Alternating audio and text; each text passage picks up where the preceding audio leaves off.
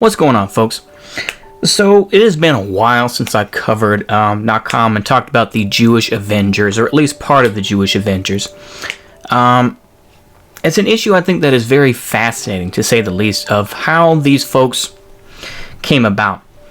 But I'm just going to kind of do this as more of a teaser, if you will, for what will be coming up, and kind of trying to link what I did beforehand back in, I think, March and April of this year to what I'm doing now. I'm going to use this as kind of a segue to connect.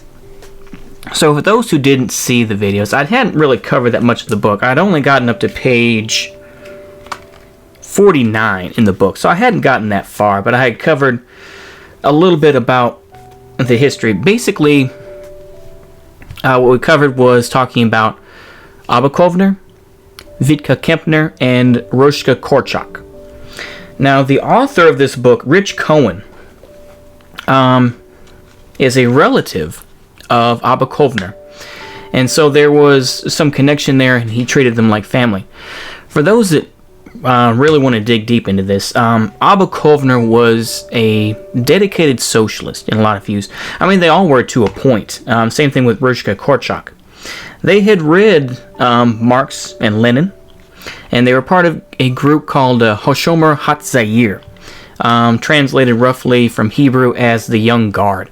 And the Young Guard still exists today. It is still called a socialist movement. It's kind of like the Boy Scouts in a certain way. I think it's much more of a Zionist sort of group, that they call themselves socialist, and it's socialist in name only. But they are part of this group called Hashomer Hatzair, the Young Guard, which did teach about Zionism, and they tried to link it to labor Zionism, and that's a whole other movement and everything else like that. But I do want y'all to research this a little bit more, and I'm just basically what I'm going to be doing is just reading through this book. We're going to go on from page 49. Basically, what we covered with this book so far, up to page 49, is just talking about the ghettos, how the Soviets were entered into Lithuania, because as we know, the Baltics as a whole, Lithuania, Estonia, and Latvia, were all under Soviet control, as per the Molotov-Ribbentrop Pact. And so in 1940, the Soviets had come in, and they began to set things up. And then, of course, June 22nd, 1941, you had Operation Barbarossa, so you had the reverse. Now the Soviets were leaving, and now you had primarily the Germans entering in. Of course, like I said, that's a whole other issue, though. There were plenty of other European countries that were involved. You had the Croatians, and you had Belgians like Leon de Grael as well, but that's a whole other issue. And that they did more anti-partisan work, but I'm showing off. I apologize.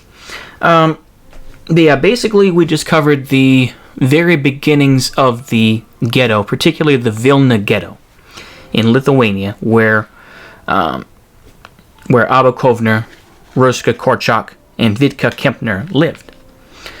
And it talks a little bit about the Catholic nun who helped them out and said, yes, it's awful what is going on, what the Nazis are doing.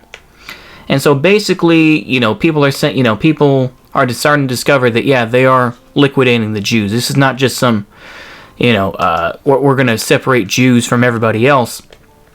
And, they talk about some folks who were, more old school folks who, had been veterans of the First World War, and who decided, they wanted to try to play along.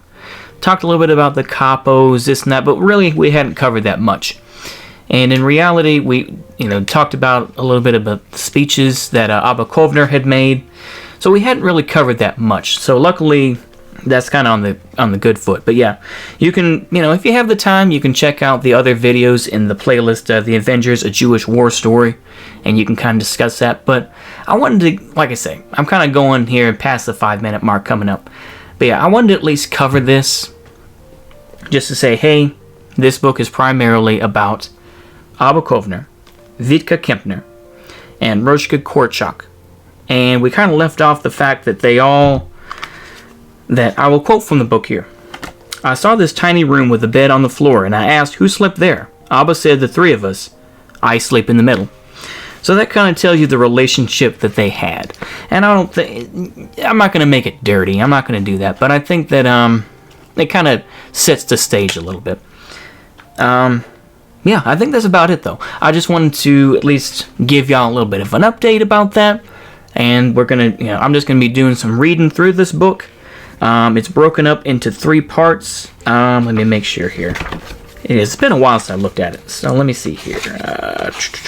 You hear me rustling the pages. It's broken up as the ghetto, the forest, the cities, and the desert.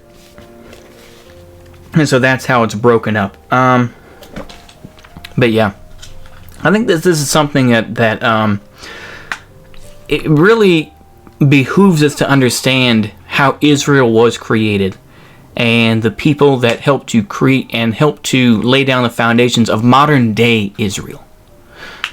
You could talk about King David and all that, but I think it's important nonetheless to try to understand this issue beyond just anti-Semitism or anti-Zionism, or just you have to kind of understand the Holocaust and how not everyone simply went to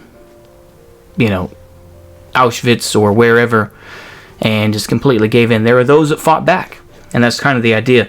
There's also people like the Bielski brothers who fought back against the Nazis in Poland.